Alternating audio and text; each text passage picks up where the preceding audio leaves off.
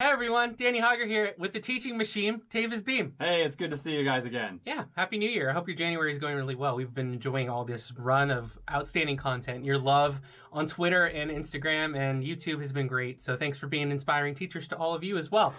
Hey, so this week we're talking to Mike Mohammad. He's a science teacher who loves science so much because he hated it as a student. It's just like the opposite story we usually look out for when we're seeking guests. Right. But it's kind of that he found a gap that he wanted to fill. He found the interest that he wanted to present that was missing from his childhood, and then it drove him to be a really inspiring science teacher. And that really reminds me kind of my own story as well, because I did not like school. I had a very hard time in school, and that's one thing that inspired me to be a teacher, was to find those kids that I could inspire with my own unique set of background. It's a wonderful thing to do, is to be that for somebody else, that didn't have it for themselves. That's really an essence of life. That's a nice quality to have. But it really is. Before we get into that episode, I want to thank our friends at ampeduplearning.com. They've been supporting us for so long, and it's been great. Use the promo code HoggerHistory10. Grab resources, learning activities, English, math, science. All that stuff is there, plus the Hogger History resources and a broadcaster secrets to teaching. Just a wonderful resource full of ideas, real practical things you can do to improve how dynamic you are as a teacher. And we want to thank them for their support. So ampeduplearning.com, they got a lot of great social media giveaways as well, and promo code HoggerHistory10. And your channels as well. You've been putting up a bunch of content. Right, yeah. So if you're at all interested in any craft projects, DIY, if you're bored sitting around the house during this pandemic and want to find something to do, pop on over to Making Fun. That's my and my sister's channel, where we do all kinds of craft projects, DIY, upcycling. It's a ton of fun. So check us out. Again, that's Making Fun. Hope your new year is off to a great start. Here's Mike Mohammad on Inspiring Teachers. Welcome to Inspiring Teachers, a show bringing you classroom tips, motivation, and stories from successful educators. Join Tavis Beam and Danny Hogger as they explore the why of teaching. That day, I'm so glad we rescheduled her and didn't just be like, oh, whatever. Mm-hmm. What about the other one that didn't work? We'll get going. I'll edit it and send you the link. We're probably going to launch it in late February, if that's okay with you. Of course. Yeah, Perfect. sure. All right, we'll get started. Let's see. There's one thing I wanted. Recording here. Make sure. Always good to have a backup as well. I in college, I was recording with Green Day, and I had them in studio, which was a big arrangement for me. I had two backup computers, and I went into the soundproof booth. We're recording. The computer has a power outage in one room and loses the first recording. Both backups. Students came in, logged me out, and started just browsing the net. And I'm like, oh, no. I could see it ending, but I couldn't leave the interview. And it was a crazy form of punishment. So we'll hope that we don't get punished. So I'll start recording right here. I'm just making sure that backup's rolling just fine. And we'll start in 3, 2, 1. Welcome into a brand new edition of Inspiring Teachers. I'm Danny Hogger, and I'm alongside Tavis Beam. Tavis, how's it going? I'm wonderful today. How are you? Good wood shop day today? Great wood shop day. I almost found myself in how much wood could a woodchuck chuck. I thought you were going to say that. Good woodchucking today? Oh, good grief. I hope we have more luck with words today. Mike Mohammad is here. His Twitter profile totally hooked me. I'm like, we got to have this guy on the show. It says that he hated science so much he became a science teacher, and his passion and love is all over his blog at moproblems.blogspot.com and at mo_physics on Twitter. Mike, thanks for making time for us today. Oh, thanks for the invitation. Very excited to join you guys. Yeah, I got to tell you, if there's something about writing a good hook, you nailed it, and it got us totally intrigued and excited. What is your journey into education? Tell us about the pathway to getting to become a science teacher. Yeah, you know what? It really started, both my parents are immigrants from Pakistan, and, they immigrated here, and growing up in a small town in Wisconsin, basically, like many first-generation immigrant children, one thing that we'll probably all have in common is that our parents want us to be something that they think describes success, whether it be a doctor, lawyer, engineer. Sure. So clearly was going to be prepared to be on the doctor path, and that's what I was going to be. No questioning that at all. It was just what I was born to be, apparently. And I played the game of school great. Was really good at all my classes, but took science. I did really well in science, but had no passion for it. My passion was actually in the language arts, and I really loved that, the ability to be creative and explore different areas. And, science was just a class where I sat and listened and just regurgitated and performed very well.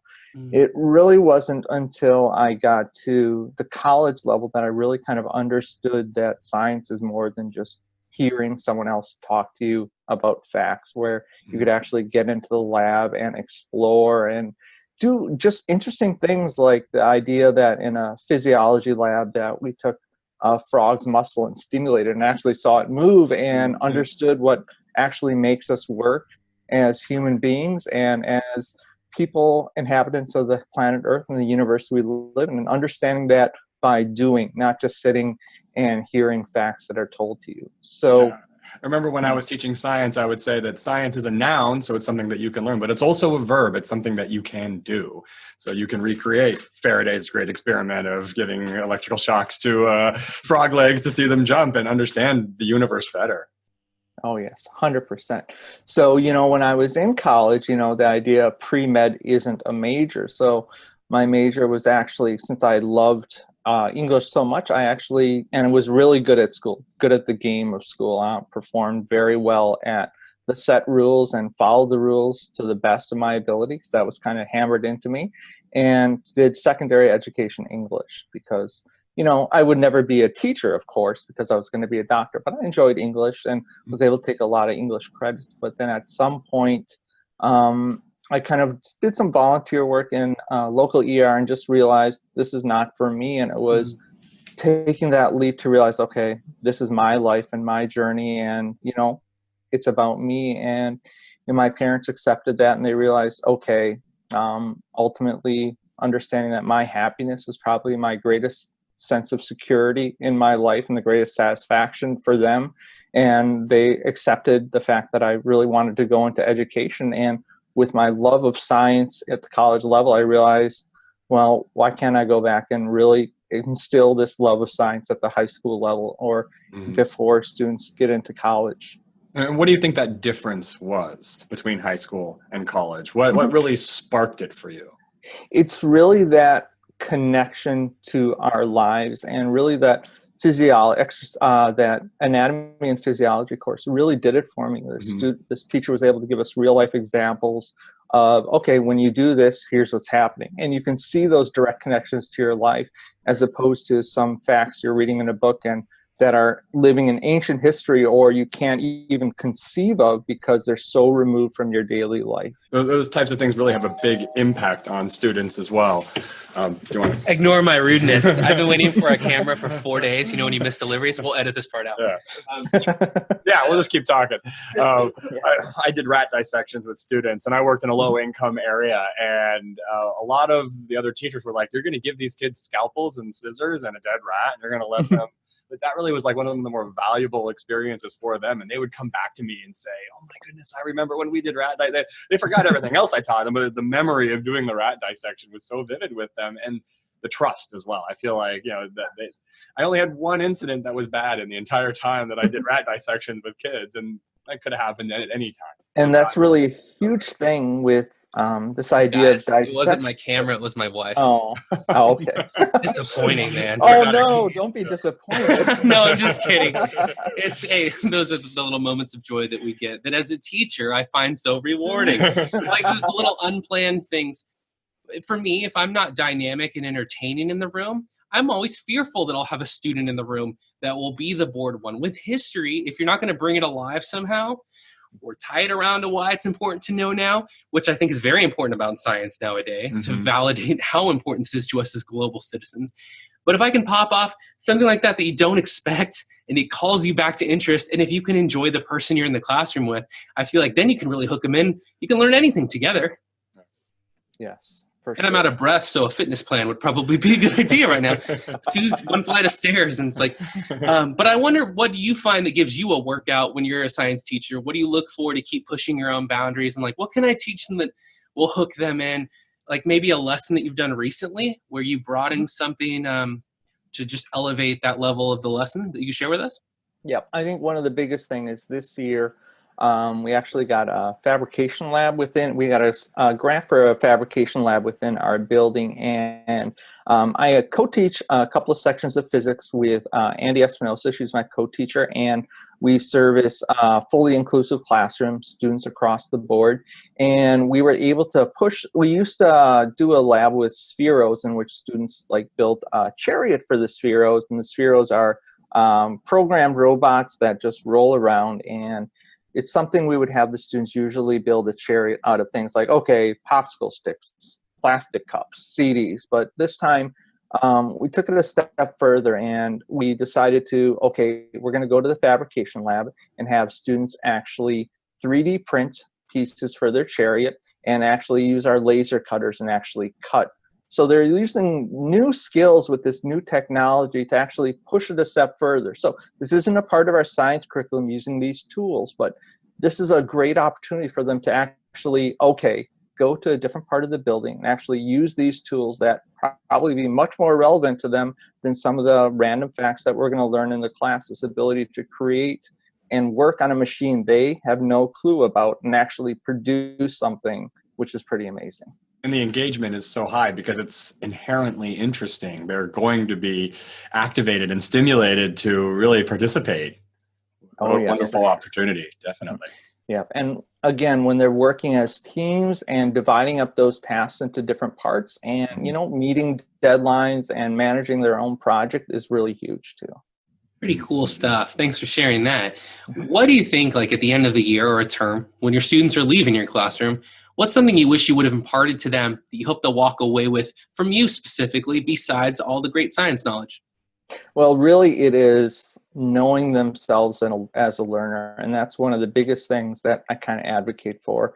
At the end of the course, whether or not you remember every single fact, that is not the biggest thing. The biggest thing is from the next course on, have you learned something from me and the opportunities for choice that we've given you in this class to know how you learn best, and then advocate for yourself going further? Are you able to know your strengths, communicate them, and remember some of the tools that we use that actually led you to success, and advocate for that at the next level, or even once you get to college when you don't have that choice? These tools that you can always come back to and work for you. So when, okay, let's say this lecture didn't make any sense, the fact that, all right, I know where I can go on the internet to YouTube, Khan Academy or something that I know helps me. So when I come back, I'll be more prepared. Even though this lecture didn't really help me at all, I was able to find some tools that could help. That they can go and be proactive and find the information because it is out there now. Yeah. I was wondering, is there a scientist that inspires you? Is there somebody who, whose career really gets you going and sparks that interest in you? Well, I just think someone, it seems pretty basic, but I just think Isaac Newton. He's one of the ones that when the fact that his laws have really sustained us for such a long period of time. And He that really set something in motion there. Yes, he did. Sorry, He did. I have to. Background Apple doesn't fall broadcasting. very far from the And that tree. was a low-hanging apple I wanted to pull. Please continue. He did started everything. I just had to get that. Yeah, I think they're just so fundamental, and the fact that we can say these words, but students haven't thought about them. But when they actually think about his 3 laws of motion, the idea that, oh, okay, these make really great sense and perfect sense, and that they're almost poetry in some sense to our students that they can recite and actually have meaning.